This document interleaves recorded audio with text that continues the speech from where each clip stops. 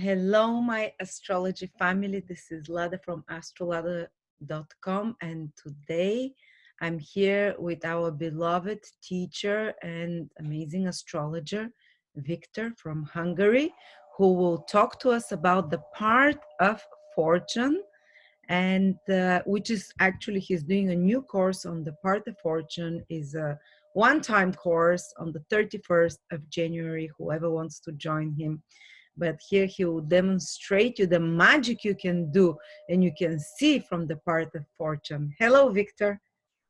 Hello, Lada. Hi, everyone. I'm pretty much excited about Part of Fortune because it's something which is quite close to my heart. And I also believe that actually it's a topic which is worth discussion because with the Saturn-Jupiter conjunction, whatever happened obviously since the end of December, that is very much a trigger for everyone to think about new career possibilities. And that's exactly what Part of Fortune can tell us. And what I've done for today is that I actually looked at least 50, 60 people's chart to see what the trend is with Part of Fortune. So I discovered a couple of interesting things, actually, which I'm also going to be talking about quite deeply in the webinar as well. But so basically, Part of Fortune is something in your chart which is going to be talking about where you can, what area of life you can be lucky at. So it talks about the fortune, the favor of your life. It could suggest an ease of wealth as well. And the house and the sign position going to indicate the quality of the fortune. And then we're going to have to take into account the ruler of that point as well. You might be asking why Part of Fortune is so important. Well, the reason is because that's a mathematical calculation of the sun, moon, and the ascendant midpoint. So, of course, when we talk about the sun, which is something to do with your life force, your soul mission, the ascendant is the body, and the moon is the soul incarnation into a physical body. And in my opinion, moon is very much about the key to happiness.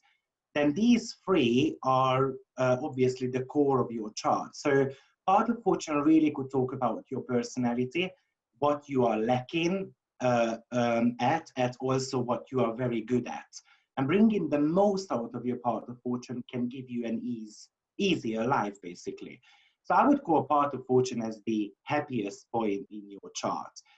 I want to be mentioning, though, that you need to have a very exact date of birth, because we do need to remember that the ascendant moves approximately 1 degree every 2 to 6 minutes.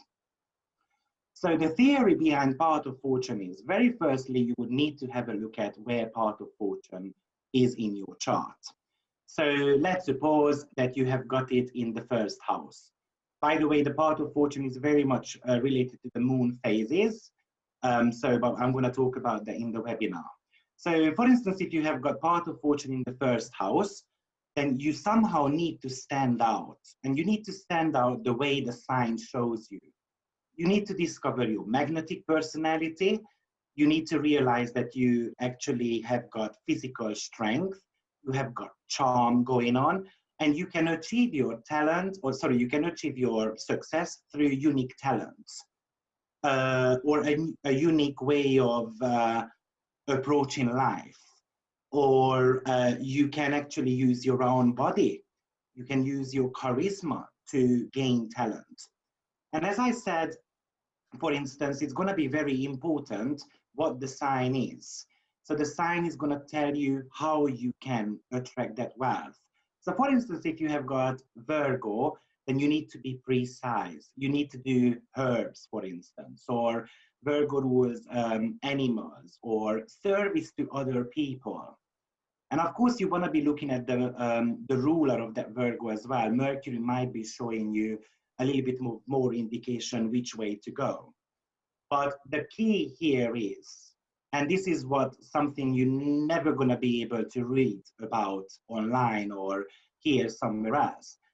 But because the Part of Fortune is a midpoint system, you're going to have to look at the midpoint system if any of them are conjuncting or aspecting your Part of Fortune. So I'm going to share my screen actually, and that's going to be a little bit more, it's going to be a little bit easier to show you if I can share the screen. Yeah, I can. Can I So, ask something as well? Because I studied the part of fortune according to ancient methods. It was so important for them. That's one of the first things they would look at, the part of fortune. Actually, they would use sometimes the part of fortune as the start of the horoscope, just like the ascendant can be the start of the horoscope. They would look at the whole chart according to what if the part of fortune, its sign was the first house. And it was very important for them that the part of fortune falls in a strong house in the natal chart, for example, close to an angle, or that its ruler respects it. And if it's not its own ruler, they said then even the exaltation ruler, for example, if the part of fortune is in Taurus and Venus is not aspecting it with the traditional aspect, say Venus was in Aries and Aries does not aspect Taurus.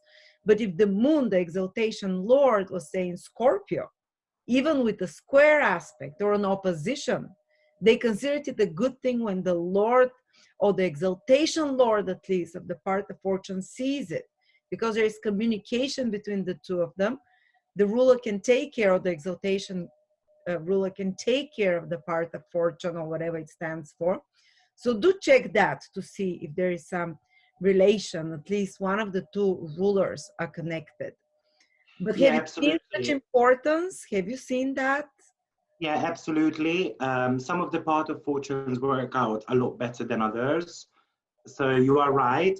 For instance, part of fortune in the financial houses are doing a lot better than in any other houses, and that's going to be the second, the fifth, the eighth, and the 11th house. So the second house is very much about how you correlate with money, your bank account, basically. The fifth house is anything to do with speculative businesses. The eighth house is the partner's money, client's money, kind of a service industry. And the 11th is gain money from corporate world. So, but part of fortune does extremely well in the sign of Taurus and Libra, because both of them are ruled by Venus, which is the planet of money.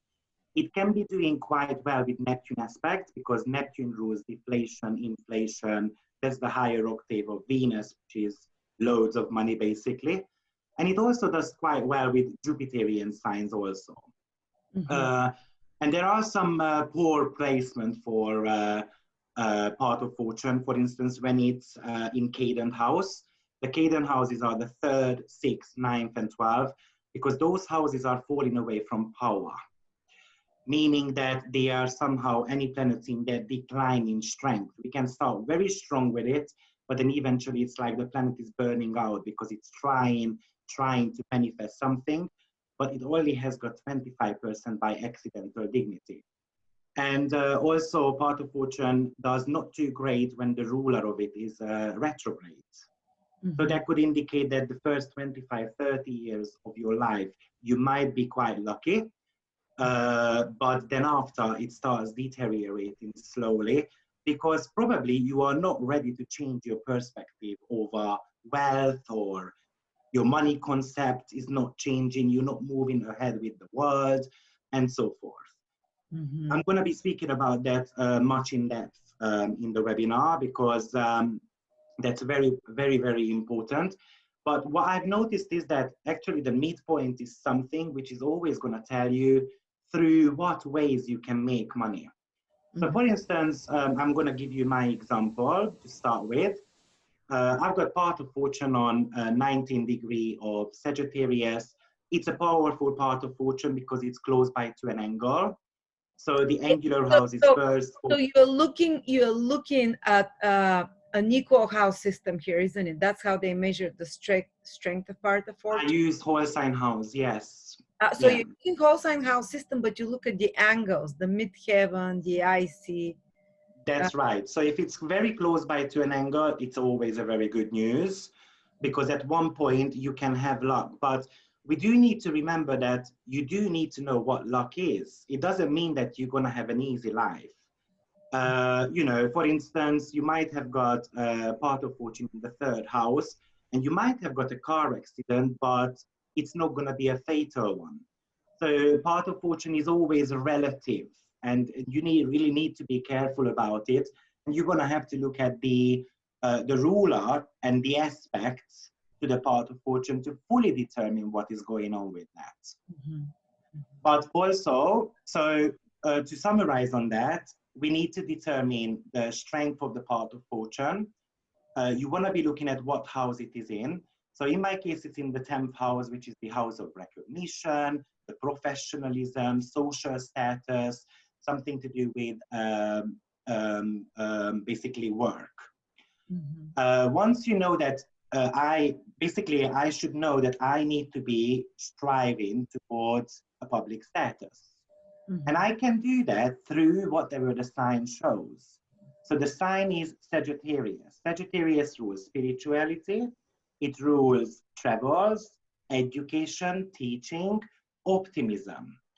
So I have to be owning those traits if I want to be successful. Mm-hmm. And if you want to know what is the specific field you can do that, that's when the midpoints are coming into the picture. So remember that it's a 19 degree of Sagittarius, and I'm going to show how you can do that online as well, because obviously not everyone has got the program, but I'm going to use that. So I'm going to bring up my midpoint tree, and I'm going to be looking at, is there anything around 19 degree of Sagittarius? And looking at it, I've got a Uranus and a Neptune midpoint. So I can achieve success through Uranian, Neptunian traits. You're going to have to go back in your chart and then look at where Uranus and Neptune are. But already Uranus is telling you and Neptune is telling you something you can do. Each of the midpoint has got meanings, which I'm also going to be sharing on the class. We're not going to be able to go through all the 100 and something, I think 66 combinations, but I'm going to try to give as many important ones as possible. But Uranus is all about a higher knowledge. And Neptune is something to do with divine knowledge. So it looks like a success could be coming to me if I start sharing that higher and divine knowledge to other people. So basically, that very shortly, this is going to be the technique we're going to be exploring on the 31st. You Now, have the Neptune Jupiter midpoint very close at 17. yes, we're going to be giving, absolutely, we're going to be giving a 2-degree orb here. So, of course, Jupiter and Neptune are going to be also playing a major part. So Jupiter teaching again, higher knowledge, Neptune mystical, out there. So yeah, definitely. And to be frank, I must say that since I've started teaching, that's when I started enjoying my work and life as well. So, but yes, it is something which it takes time, of course, to kind of figure out yourself. Well, So, everyone says you're a brilliant teacher. oh, thank you. I mean, And train also all the you wanna be, astrologers. Victor trains them. All the astrologers. yeah, but you know, when something is your passion, Yeah. because you know, part of fortune is not just about wealth; it's about happiness. What makes your heart sing? Yeah. Of course, the sun and the moon together, life mission, and the key to happiness. And yes, I worked in catering for 21 years, and I'm not saying I didn't enjoy it, but that wasn't really my core. So Yeah. if you want to know what the blockages are to your success, we're going to be looking at the aspects to that part of fortune, as well as to the ruler. So for instance, I can see that part of fortune is getting a square from Mars. So I'm going to teach you how to figure out whether it's a real square or actually it might be acting like a trine. But I've also made a video about that, so it's on Lada's channel if you want to check out real trines and real squares and so forth. This is actually not a real square. Actually, this square acts like a trine. So Mars is going to be more positive or more helpful, but maybe through some type of challenges. So by the way, let me just summarize I summarized what a real trine and square is. So basically this looks like a square, but if I go on the Mars line, Mars adores Jupiter. Mm-hmm. So if I adore someone, I don't want to hurt that planet. So Yes, this Mars square is is in not the a real sign square. of Jupiter. Yeah, Mars is in the E- sign of Jupiter, and the part of exactly, fortune is in the sign of Jupiter. So they both adore Jupiter. exactly.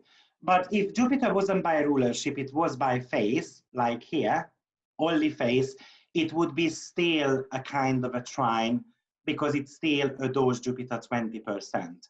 Rulership is 100, exaltation 80, triplicity 50, term 30%, and face is 20% strength. So it would be still helpful towards Jupiter, not as much as rulership though, but still. So, and then you would be able to have a look at what aspects are, good aspects are made to that part of fortune. And then you can do that with your ruler as well. And then you get a bigger picture of what type of job you should be doing. So here is another example. Um, Here is Madonna's chart. I think it speaks brilliantly how she made her fortune. We've got her part of fortune in the first house, which is very much about, again, the physical body, something to do with a unique approach to life. First house is very much about leadership.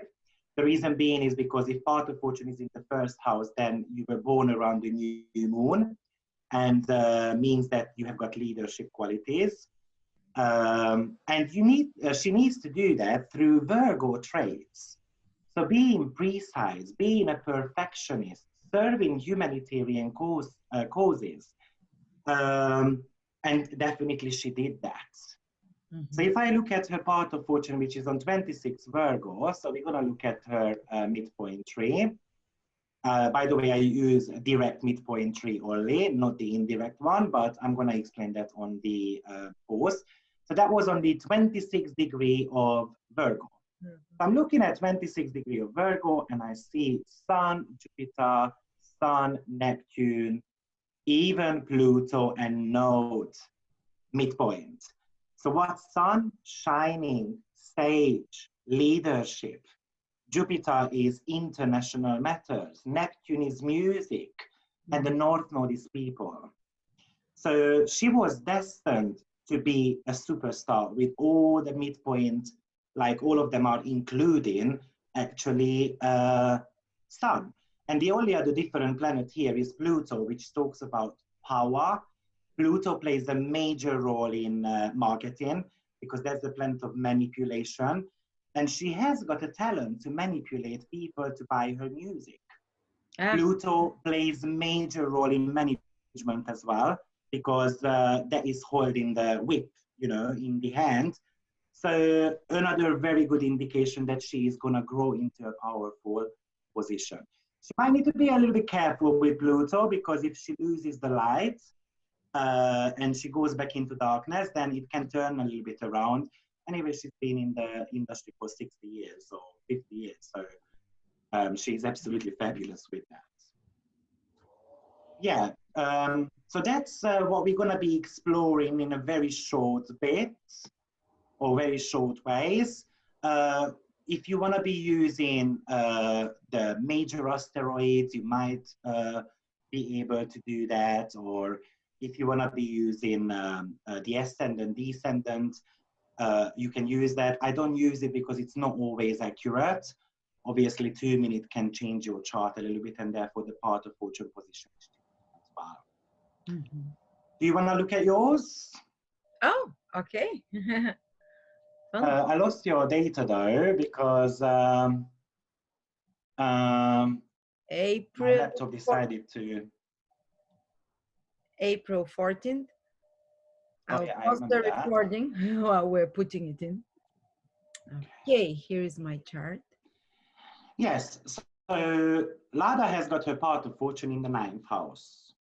So the 9th house talks about adventure, spiritualism, optimism, religious faith, and international travels, international matters. So already that's something which is good. And also it's in the sign of Libra. So she should do that through Libra traits. And Libra is all about diplomacy. Libra is all about fairness or even partnership. So maybe it's very important for her to create partnerships if she wants to achieve success. Absolutely. Straight away, we can see that without going on to the midpoint tree, we can see Jupiter next to it. So of course, Jupiter is going to be one of the midpoints, basically. So that's again about teaching, philosophy, spirituality. Mm. So that could be bringing her some type of fortune. But if you want to be looking at her, Obviously. For sure. Yeah, definitely. yes. And if you want to be looking at her midpoint tree, so her part of fortune is on 1 degree of Libra. So we can look at if she's got anything around that point. And of course, she's got Uranus and North Node. So Oh, Uranus is all about astrology, North Node all about people. ah. So I think beautifully describes your Oh my profession. God. Okay. So North Node is connected with people. Interesting. Yeah, North Node is the people. Why is that? Because that's a mathematical calculation from the moon position. So, and something with North Node, it's always going to be things which is going on behind the scene as well with people. So it's not necessarily like a face-to-face meeting with people, but maybe something interconnectedness. Yeah. Yeah, so I think this is a fascinating tool, but Mm. it needs a lot more exploration, which I'm happy to do for everyone on the 31st.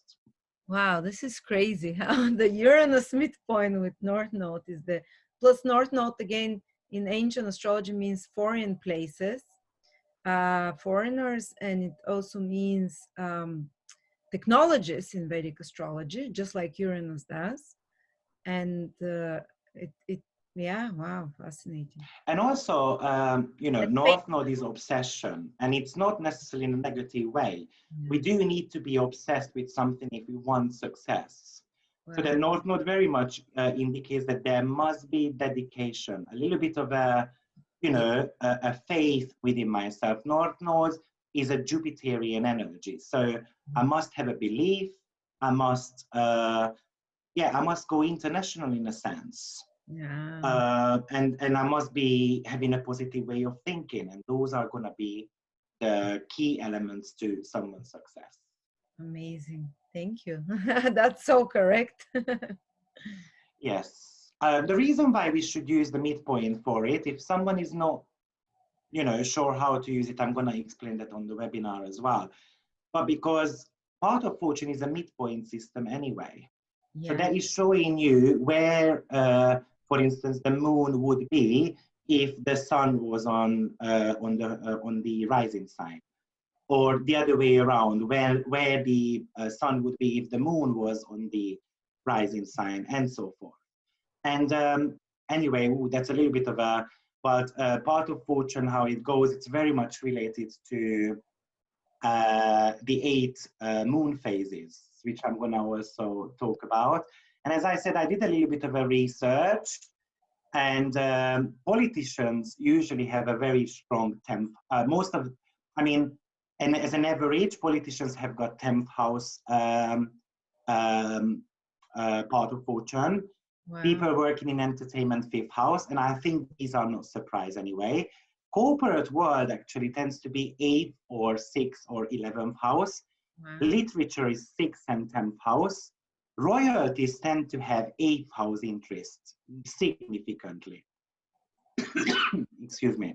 So because they're Science, trust fund babies, the royalties, eighth house, and their wealth comes from trust funds and from exactly, and also they inherit the kingdom, it. Yeah. right? So 8th house is an inheritance. Wow. Science people tend to have plenty of 3rd and 8th house indications. Wow. Sports 12th house, and visual arts 11th house. Huh. Believe it or not, lottery, most of those people who won lottery, they had 3rd house interest as well. Huh. Third house. Yeah. Don't ask me why, because I would think that it might be 11th house, but when I put in the data of the lottery people into my program, and then it makes basically statistics, yeah, 3rd house came in as the winner. Interesting. Maybe because they like playing games. And Yeah, probably. I would have expected fifth and 11th, to be honest, but well, third house was a major Victor, spike. with your 10 house part of fortune, we should make you the minister of astrology. Oh, sure. Get ready. Well, politics would be always something which, no way. For politics, I would never take, and yeah, with Sagittarius, maybe, yeah, no. But definitely a minister of astrology, why not? Yeah, One day. we'll do our own government and society, and Exactly. We create our big, astrology parties, and then we're gonna save the astrology world. party. Yeah, astrology It party. will be more Not a bad views on the idea. presidential elections. Astrologers. Not a bad idea. I might just erect a Horari chart later on at 2059 if it's something we can do. Astrology party. I love it. Yeah. I mean, Saturn, Jupiter in Aquarius, you never know. Yeah. You Oh. know? Wonderful. Well, I think that's it Astrology from fight me so for much this subject with today. each other that it will be worse than the presidential election, because we're already, if you see astrologers can figure out the system they want to use, tropical, sidereal house. Exactly. Equal house system, whole sign house system, all those type of questions. I usually say everything works. I think it depends on the person who uses it. Exactly. Thank you so much, Victor. And you're going to be speaking about the part of spirit as well, aren't you? That's Can right, you yeah. tell us in a few sentences, what is the part of spirit? It's like the mirror image of the part of fortune, isn't it? It's the mirror image of the part of fortune. It's very much about basically part of fortune in Hellenistic astrology is most used for health indications, and part of spirit is more used for vocational cause. So it's a mirror point of the part of fortune. So we're going to use it mainly on the class for vocational purposes as well, to gain even additional information of what job we should be doing. Wonderful. Thank you so much for joining us and for this very interesting lesson. Look forward to have you again. And anyone who'd like to join Victor or have a reading with Victor, he's brilliant. I mean, kind of like a psychic. You won't think this is just astrology. Yeah, I'll put the link below to contact him, and also join the course on the 31st of January or later if you want to, if you can watch it live, you can always, you own the recording for life anyway. So thank you, Victor. Have a Thank wonderful you very day. much. Bye. Thank you, everyone, and see you soon. Bye bye.